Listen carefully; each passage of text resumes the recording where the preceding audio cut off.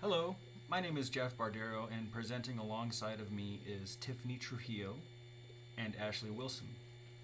For our group business plan presentation, we chose Starbucks coffee, and the country we will be entering is Greenland. As of 2015, there were at least 63 countries that had an operating Starbucks within them, and most of these countries have multiple locations. That leaves 132 other countries that don't have one, Greenland being one of them. During our portion, we found many countries that grow the Starbucks beans, such as Ecuador, Ethiopia, Honduras, and Peru. They don't have stores, so the people can never really taste what they grow. We also found out that Italy just received their first Starbucks just a few years ago. This is because Italy has their own beliefs about their coffee drinking and what it's supposed to taste like, and it's um, it's really their own experience, and they didn't want anybody or any corporation coming in and watering it down, which was interesting to find out. Um, During our research process, we found out some really interesting things about Greenland as well, and also about the feasibility of entry. And we will now go over that and also our plan for entry. Thank you. In global business practices. The one that caught our eye the most was the World Bank's Doing Business report, the ease of doing business, where the Kingdom of Denmark got 4 out of 189. Overall, they are extremely open and transparent and willing to do business practice trade with other companies. So this is leading to a rather stable market for Greenland. Currently, Greenland is a stable market. They're projected, I believe, to have a surplus in 2017. There is some concern that the overfishing of their main source of income, the maritime businesses, might happen, and the market could take some plummets, but at the moment they are staving that off. So the second piece of formal institutions, the business law, uh, Greenland is open to any company coming in and setting up shop and doing business. All companies must register and get a GER number. The two taxable entities that Starbucks would be interested in registering as a subsidiary or a registered affiliate, since this would allow them to sell products and services, which is the goal of opening a shop, a location in Greenland. So the other piece of the puzzle, the informal institutions, is the culture, is the norm of Greenland open and interested in foreign companies? We thought to look to, who is Greenland, what are they, what do they do? So the population is 80% Inuit or Inuit Danish heritage. They practice officially the Lutheran Orthodox beliefs, but unofficially the Inuit beliefs are practiced and revered and widely accepted. The culture fishes and hunts and spends most of their days preparing for the always around the corner harsh winters. The family ties are extremely strong. And strong communal ownership views of property and land are informally practiced. Officially, Greenland recognizes private property ownership, and in the large cities like Nuuk, the capital, private property ownership laws are enforced, and there hasn't been any issues with that. But in the smaller, more rural communities, whoever is the chief of the clan ends up having to take care of everyone else. What you have is everyone's. But formally, officially, private property laws are enforced, and we don't think it would be an issue for Starbucks. But so, since this is a strong social family atmosphere, you do everything together. Starbucks providing a place where folks could meet is something that the culture, the norm, would probably take very well to. Another tradition of Greenland is to have cake and Northern Lights coffee. So that is a sweet tea cake along with coffee that has alcohol in it. The alcohol, as you can see in the picture, is lit on fire before you drink it, so that's a lot of fun.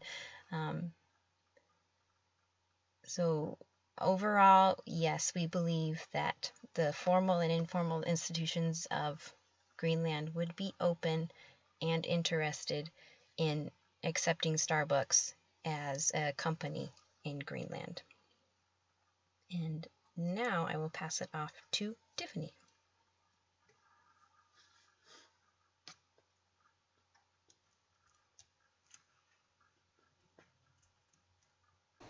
Hi everyone, my name's Tiffany, and I'm going to be talking about the plan for entry for Starbucks into Greenland.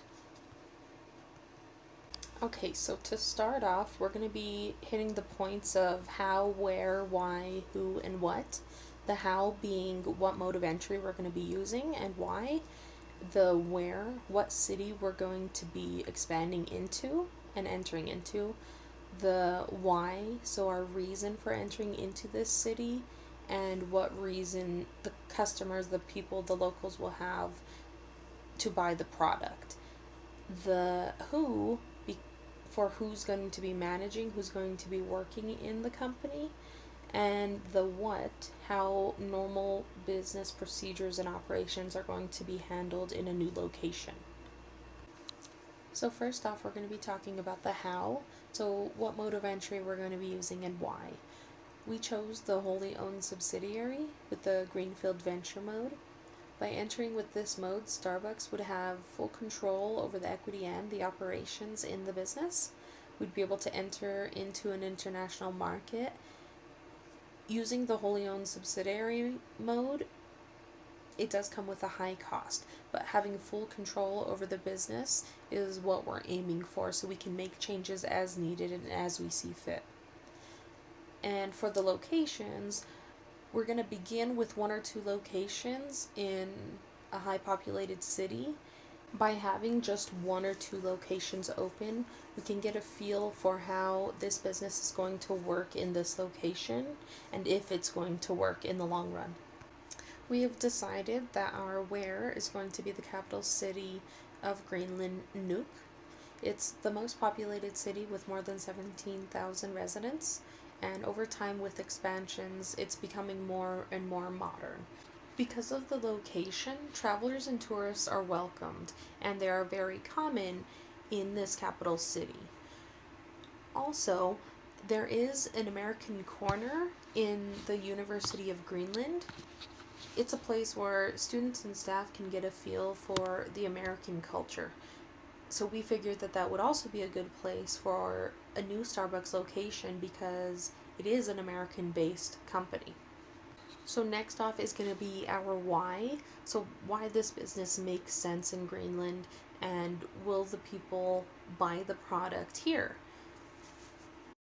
Below I have a table showing the highs and lows throughout the year for Greenland, and as you can see, it's freezing almost the entire year.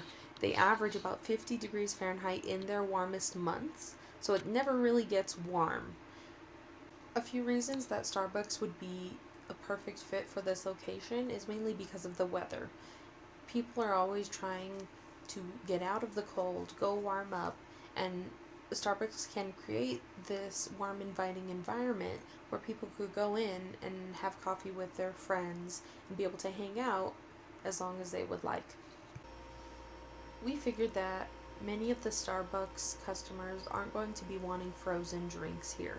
They're going to be wanting warm drinks, so being able to have control over the menu and cut out different sorts of drinks that aren't going to be necessary for this location is going to be the control that we wanted. Next, we're going to be talking about who's going to be working at this location and who's going to be managing it and taking over as that leadership position.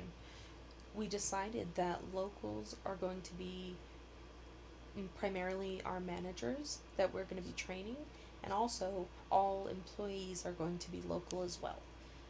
We figured benefits of having locals working is going to spread the word of mouth of Starbucks opening.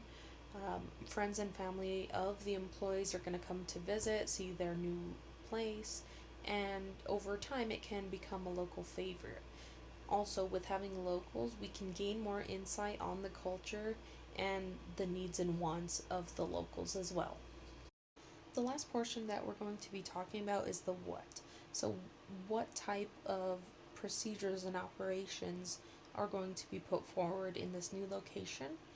We figured that they're going to be very familiar that we are with in the US. So mainly we're going to provide that great customer service. We're going to be welcoming to these new customers. We want to meet our customers' expectations. Being in a new location means that there's a lot of cultural differences that we don't know about and we won't know about until we enter into that new market. Being able to adjust to these cultural differences are going to be what will create the perfect social environment for our customers. We want them to feel very welcome and be able to come in and have this as a place where they can spend their time with their friends and with their family. Overall, we decided as a group that Starbucks in Greenland is going to be a perfect fit. We think that the locals, the tourists, the travelers, everybody coming here is going to be able to make this something of their own.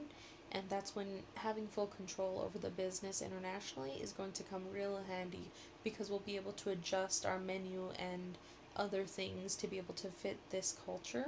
And that's one thing that's very important when going internationally, is being able to adjust and fit this culture that you're entering into.